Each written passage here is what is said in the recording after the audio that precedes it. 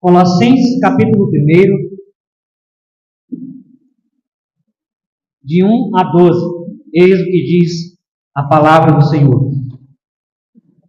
Paulo, apóstolo de Cristo Jesus, por vontade de Deus, e o irmão Timóteo, aos santos e fiéis irmãos em Cristo, que se encontram em Colossos, graça e paz a vós outros, da parte de Deus nosso Pai.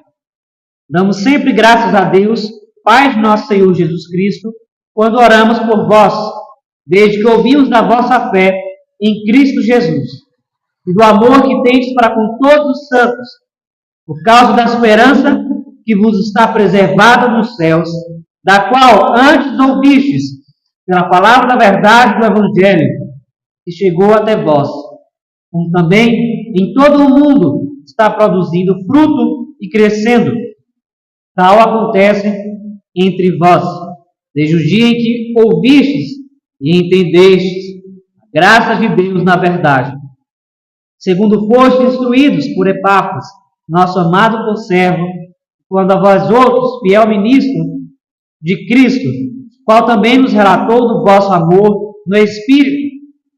Por esta razão, também nós, desde o dia em que o ouvimos, não cessamos de orar por vós e de pedir que transbordeis de pleno conhecimento da sua vontade, em toda a sabedoria e entendimento espiritual, a fim de viverdes de modo digno do Senhor, para o seu inteiro agrado, frutificando em toda boa obra, crescendo pleno conhecimento de Deus, sendo fortalecidos com todo o poder, segundo a força da sua glória, toda a perseverança e longanimidade, com alegria, dando graças ao Pai, que vos fez idôneos à parte que vos cabe da herança dos santos na luz. Seca-se a erva e cai a sua flor.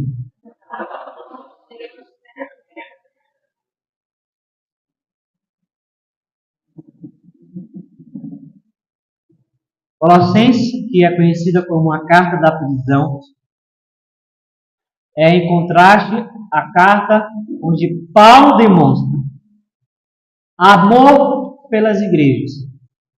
Normalmente quem está preso não demonstra nenhum sentimento em favor dos outros. Mas no caso de Paulo, ele estava preso por causa do Evangelho. A causa das prisões de Paulo era a pregação do Evangelho. E essa carta é uma afirmação do poder do Evangelho e da pessoa de Cristo Jesus.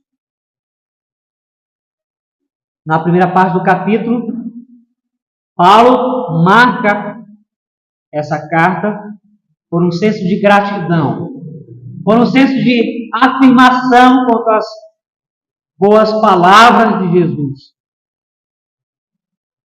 Ele demonstra que a igreja de Cristo, mesmo espalhada pelo mundo, é um só corpo com Cristo. Que a igreja possui atributos singulares que o islamismo não possui, que as falsas religiões não possuem. A igreja de Cristo, ela é una, é santa, é católica e apostólica. Há uma comunhão indissolúvel, uma unidade espiritual entre aqueles que confessam a verdadeira fé em Cristo. E isso pode ser evidenciado não somente pela doutrina, mas pela prática desse povo. Essa carta é uma evidência da unidade da igreja de Cristo. E Paulo é este elo, que não quer dividir a igreja, mas quer uni-la por meio da verdade. A reação dos apóstolos em face de todas as notícias recebidas é exatamente quanto ao empenho dos crentes em conhecer a Deus. Os apóstolos recebiam mensagens por escrito, quer seja o apóstolo Paulo ou os outros, do que estava ocorrendo em Éfeso, em Colossos, na Galácia, em Roma, em todos os lugares onde igrejas estavam sendo plantadas.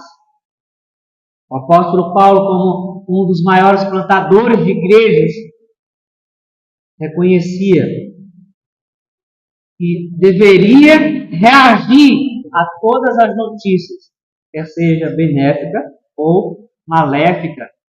Em Romanos 12, 15, ele disse que nós devemos nos alegrar com os que se alegram e chorar com os que choram. E isto ele fazia com aquelas igrejas, não só que estavam em abundância, mas aquelas que estavam em pobreza também. Essa carta, neste primeiro capítulo, é essencial para todo cristão, quer seja aquele antigo na fé ou o novo. Todo cristão deve se alegrar pelo progresso do outro na fé. Todo cristão deve se encher de entusiasmo pelo progresso, pela expansão do Evangelho. Se isso não está acontecendo, alguma coisa está faltando. As verdades que aqui são afirmadas por Paulo devem nos fazer orar deste mesmo modo pelos nossos irmãos, para que Deus nos transborde de alegria, de perseverança, de fé. Esses pedidos são indispensáveis para os outros e para você mesmo, porque ser cheio do conhecimento de Deus, frutificar em toda a boa obra, como diz o apóstolo, é não somente um sinal de santificação, mas também um sinal de que o cristão está se preparando para não ceder a este mundo.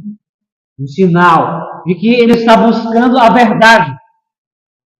Não seria este o seu desejo para com os outros? Para com os seus irmãos na fé que está ao seu lado?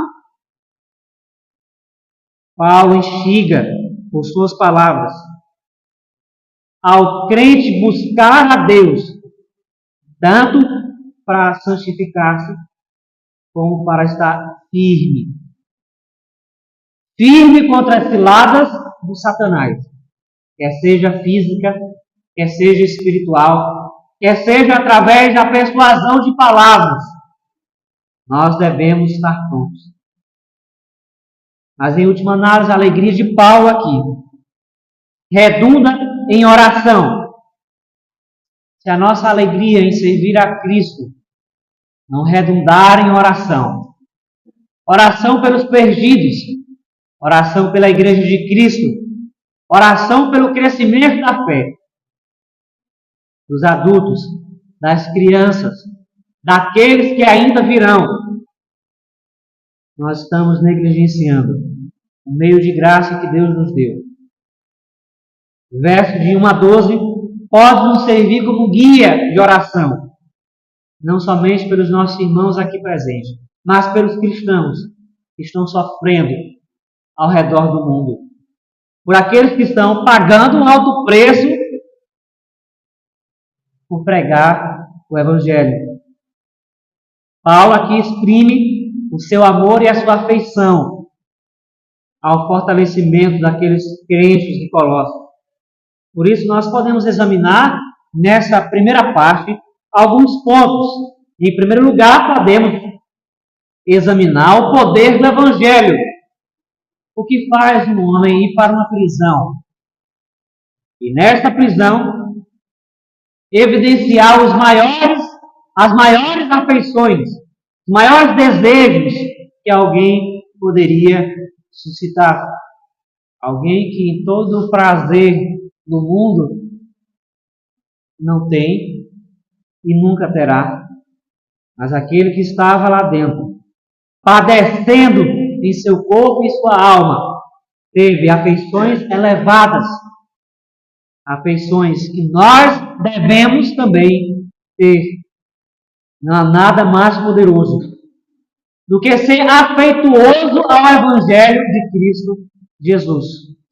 É disso que você precisa, é disso que os homens necessitam, é disso que as crianças também precisam.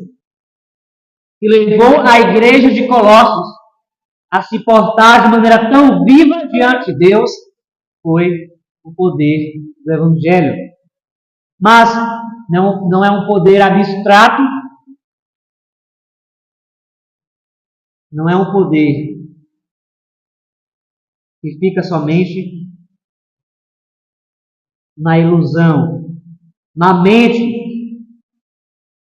Os colossenses provaram do poder do Evangelho, porque se imbuíram da verdade, praticaram a verdade.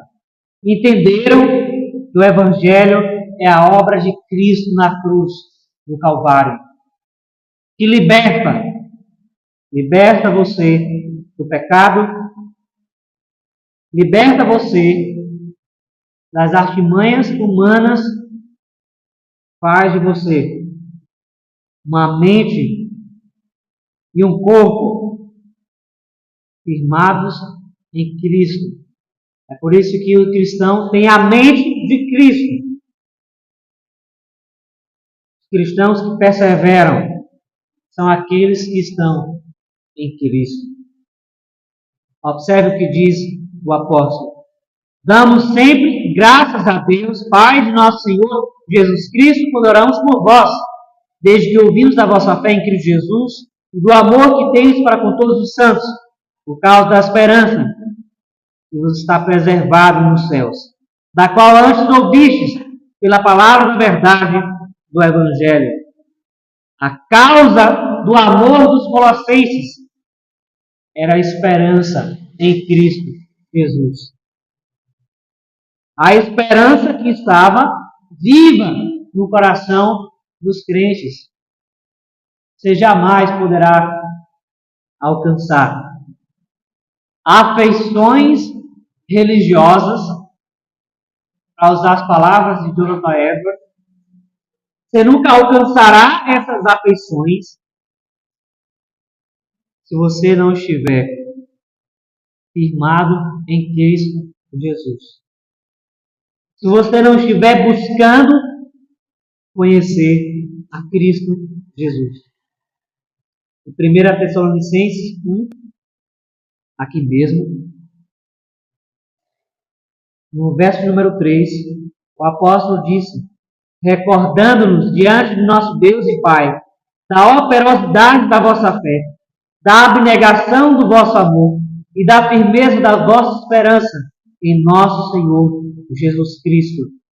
Em outras palavras, era exatamente isso que Paulo sabia que estava acontecendo em Colossos. Ele sabia de maneira prática que o amor de Cristo estava resultando em frutos. E é disso que nós precisamos nessa manhã. É disso que você precisa. Você precisa frutificar para demonstrar que você verdadeiramente crê no Evangelho de Jesus Cristo. E fará de você um cristão ousado e firme na busca por conhecer a Deus. É a sua segurança em Cristo. O quanto você é seguro em Cristo. O quanto você confia no que Ele fez na cruz do Calvário. O quanto você confia nas palavras que Ele proclamou nos Evangelhos. Você já parou para pensar e fazer uma alusão à realidade que você vive? O quanto você crê no poder do Evangelho. 1 Coríntios 15, 17, o apóstolo disse, se Cristo não ressuscitou, é vã a vossa fé, e ainda permaneceis nos vossos pecados, e ainda mais, que dormiram em Cristo, perecerão. Se a nossa esperança em Cristo se limita apenas a essa vida, somos os mais infelizes de todos os homens.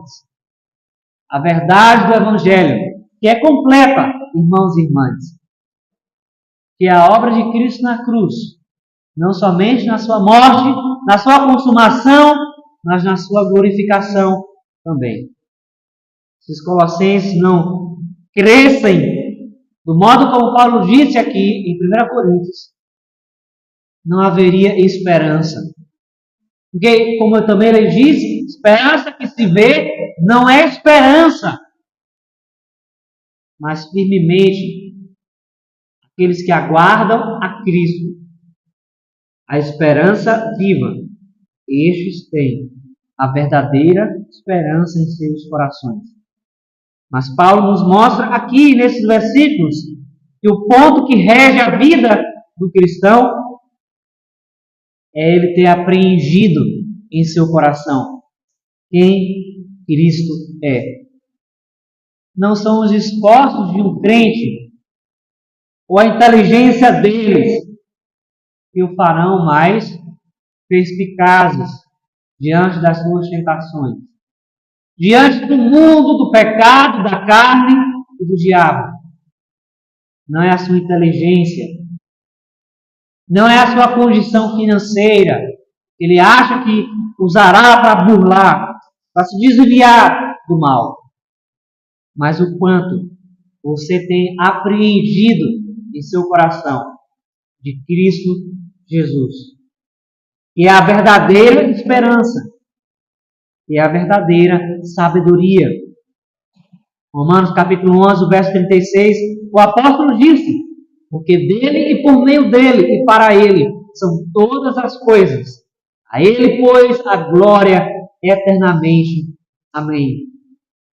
Enquanto há milhares de pessoas sendo enganadas nessa manhã, como, por exemplo, uma mesquita que eu soube que tem em São Paulo, cujo aquele que se diz autoridade propaga mentiras e mentiras todos os dias, retirando a divindade de Cristo, retirando a autoridade de sua palavra, retirando o fato de que Deus se revelou em Cristo Jesus. Os falsos profetas estão aí. As pessoas continuam vazias sem Cristo. Mas aqueles que estão em Cristo, o apóstolo testifica que são esperançosos. Demonstram amor. São aqueles que estão vivos, porque receberam a verdade do Evangelho.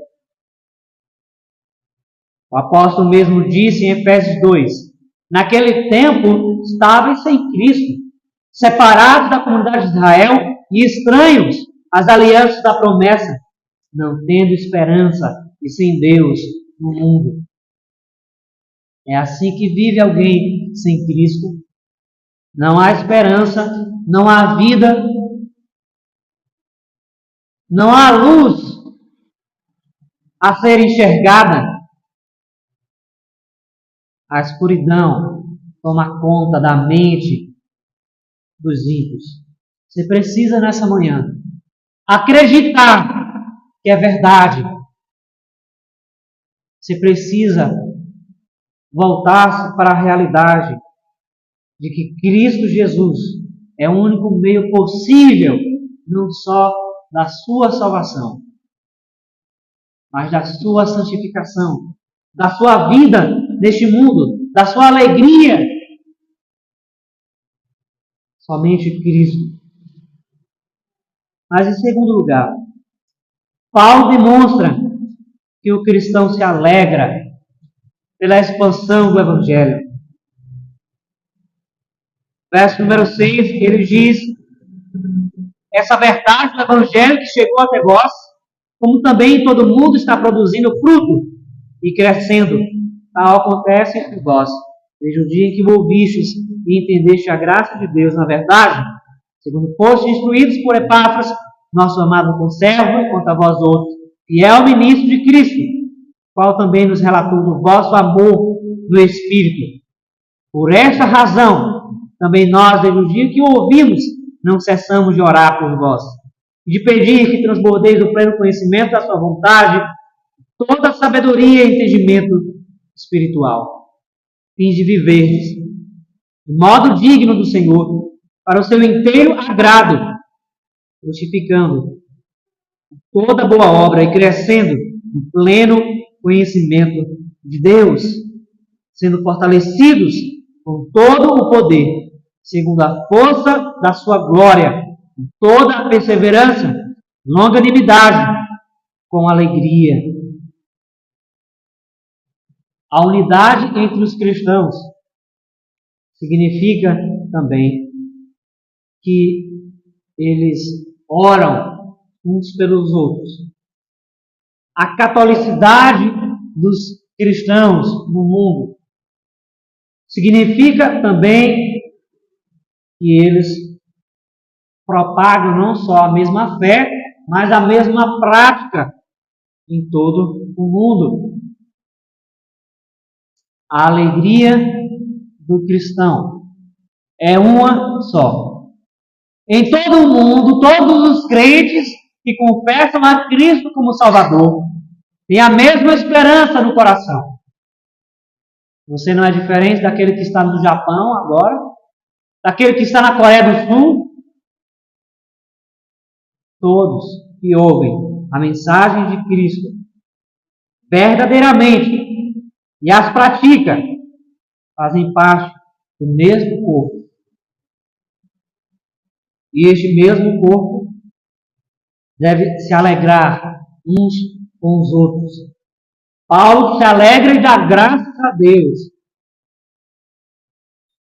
E vê a necessidade de orar pelos colossenses. Dar graças a Deus, como fez o salmista. Render graças ao Senhor, porque Ele é bom e a sua misericórdia dura para sempre. Mas se alegrar também, como fez e como faz os anjos diante de Deus. Jesus disse em Lucas 15:10: eu vos afirmo que de igual modo há júbilo diante dos anjos de Deus por um pecador que se arrepende. Talvez não haja tanta alegria como deveria por aqueles que um dia eram servos de Satanás, mas hoje servem a Cristo. Mas você pode desfrutar dessa alegria mais perene através de seus filhos, ao vê-los se arrependendo dos seus pecados, sendo perdoados por Deus, através dos seus irmãos na fé, demonstrando a restauração, a reconciliação com Cristo. Você pode se alegrar e se imbuir para orar por eles, para se alegrar com eles também. Costumamos nos alegrar somente com aquilo que nos diz respeito, com aquilo que alcançamos, com os bens que conquistamos, mas não com os outros. Para o crente, ele faz da graça a Deus. É o reconhecimento de quem Deus é. E isso na vida dos outros também. Quão alegre não foi, irmãos e irmãs, os apóstolos vendo com seus próprios olhos os homens se convertendo, como Pedro testemunhou, tendo mais de 3.000 almas sendo salvas a partir da sua pregação. A transformação da mente daqueles que ouviram a mensagem do Evangelho. Assim como Paulo se alegra também em saber que as igrejas que ele estava plantando davam frutos. O Evangelho estava sendo anunciado. Você também se alegra com isso? Com a conversão dos ímpios, pelo avanço do reino de Deus? É por isso que no verso número 6, o apóstolo disse: essa verdade que chegou até vós, como também em todo o mundo está produzindo fruto e crescendo, tal acontece entre vós, desde o dia em que ouvistes e entendestes a graça de Deus na verdade. Aos crentes em milhares nessa manhã, em que correm para as igrejas para receber os seus milagres, para receber as suas promessas, mas ainda não entenderam, muito menos ouviram a verdade, de modo que não podem frutificar em Cristo, se não entenderem a graça de Deus na verdade. Você sabe que a graça de Deus é o favor de Deus. Nenhum cristão usufrui da paz e da esperança que Deus o dá, se não entender a graça de Deus na verdade. A verdade que é Cristo, o Evangelho. Só pode desfrutar dessa alegria quem assim o compreende verdadeiramente. Mas observe ainda, Lucas capítulo 1, verso 39, o contexto do anúncio do nascimento de João Batista e de Jesus. Observe o que diz Lucas: naqueles dias, dispondo-se Maria, foi apressadamente à região montanhosa, a uma grande cidade de Judá. A uma cidade de Judá entrou na casa de Zacarias e saudou Isabel. Ouvindo esta saudação de Maria, a criança lhe estremeceu no ventre. Então Isabel foi possuída do Espírito Santo. Desde o ventre de João Batista se alegrou em Cristo, por saber da verdade, por reconhecer o Filho de Deus no ventre. Zacarias também, no capítulo 1, ainda no verso 67, diz: bendito seja o Senhor Deus de Israel, porque visitou e redimiu o seu povo e nos suscitou plena e poderosa salvação na casa de Davi, seu servo, como prometera desde a antiguidade, por boca dos seus santos profetas. A alegria e a oração de Paulo aqui tem uma finalidade. Verso número 10, ele diz: a fim de viver de modo digno do Senhor. A oração para que os crentes continuem na verdade não deve ser uma oração somente advinda do pastor, dos presbíteros. Essa é uma obrigação de todos os crentes. Para que orem uns pelos outros, para que orem, para que o próximo também persevere na fé, que ande de modo digno do Evangelho que recebeu, que frutifique, que seja cheio do conhecimento de Deus, que seja cheio de um senso espiritual, de um senso evangélico. A oração de Paulo é imbuída de verdade, sinceridade. Não precisa estar alheia à verdade. Você pode orar a Deus sinceramente, mas com as palavras corretas, com palavras enfáticas, com palavras diretas a fim de pedir a Deus questões específicas para com seus irmãos. A mensagem do Evangelho é poderosa porque ela transforma o coração e a mente do homem. Não há nada que fique inalcançável.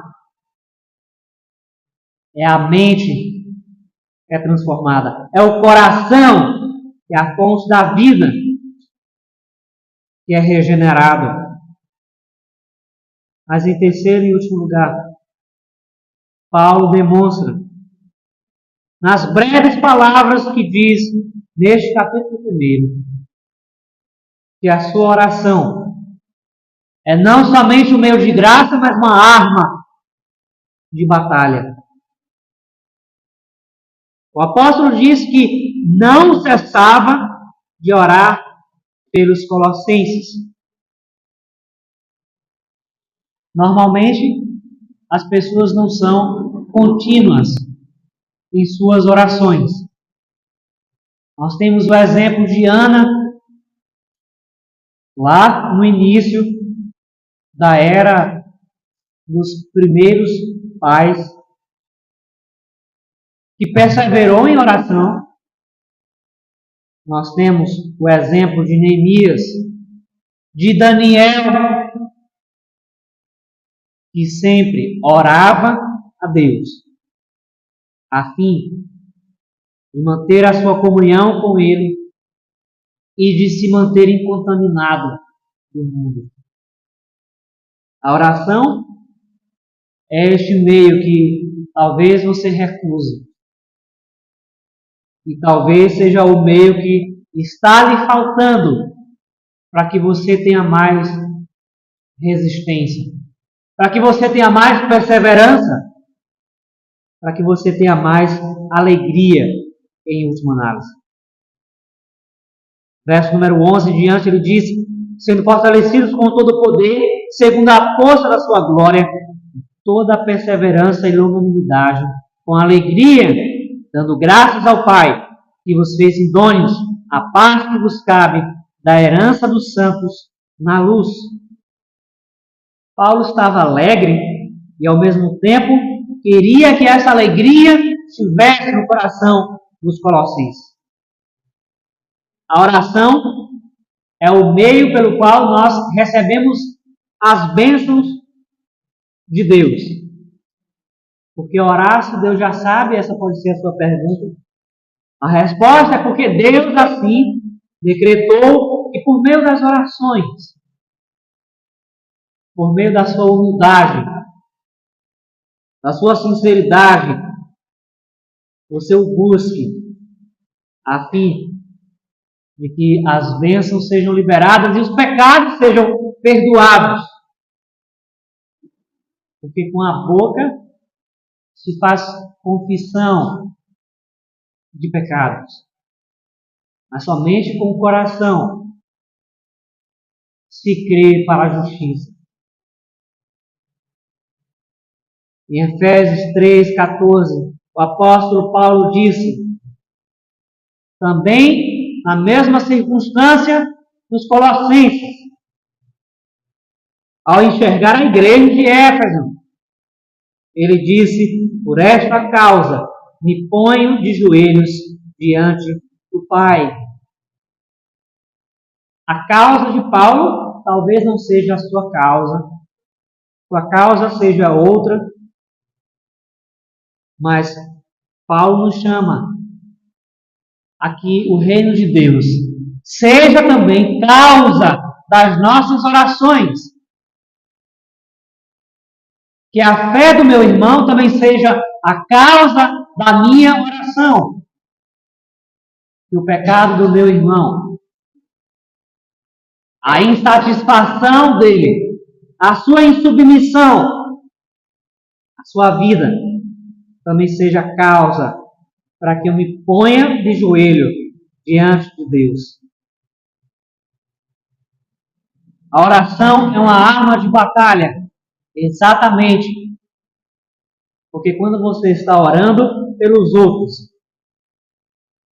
você está fazendo o que Neemias chamou os homens a fazerem na época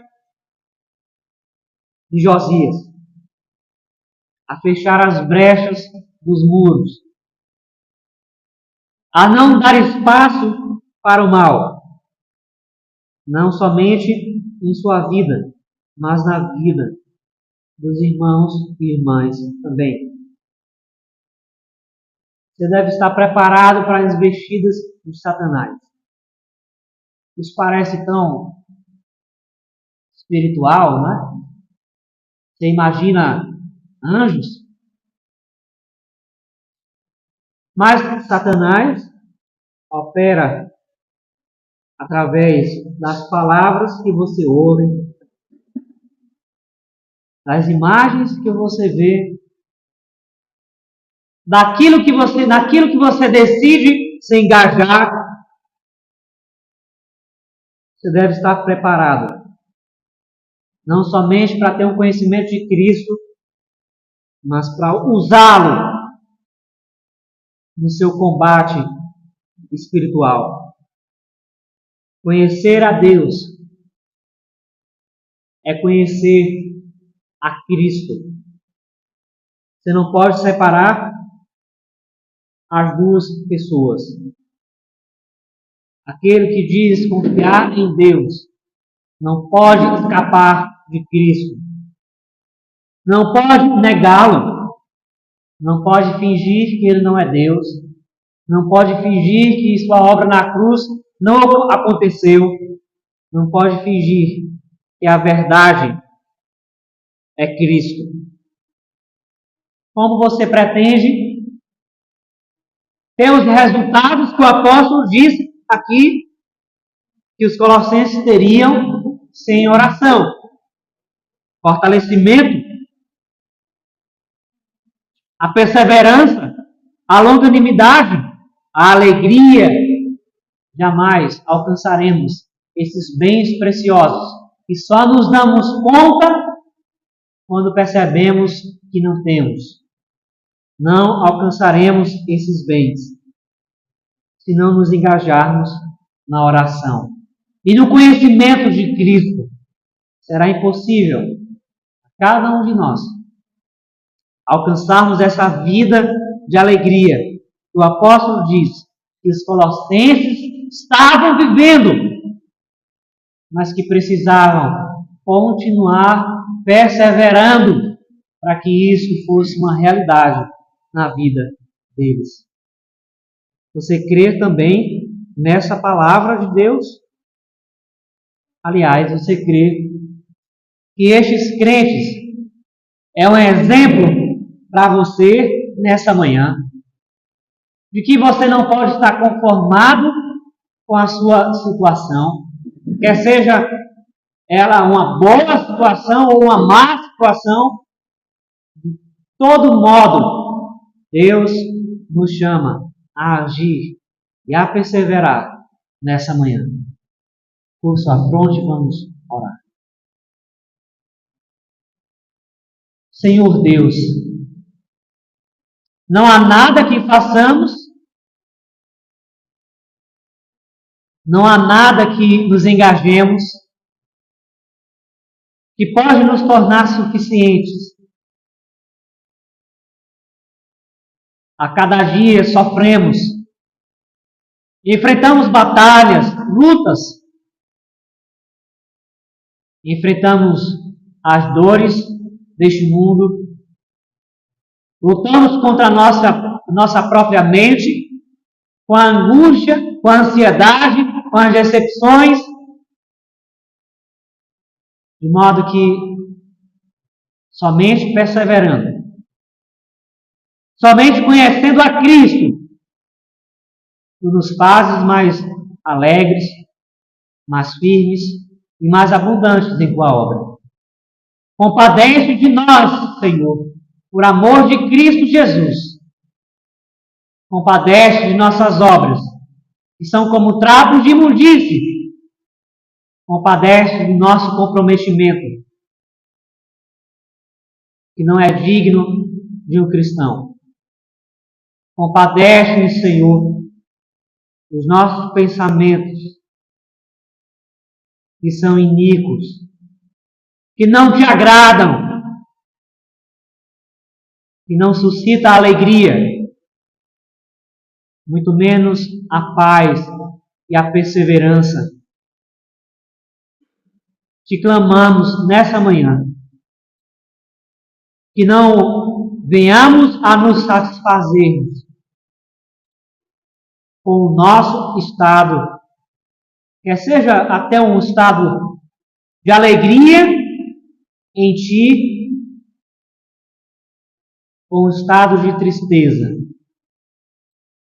mas que venhamos transbordar de Ti, transbordar a cada dia, de modo que possamos ser renovados pelo Teu Santo Espírito e que caminhemos de maneira perseverante, passando por todos os obstáculos deste mundo. Te clamamos, opera no coração de cada um aqui nessa manhã.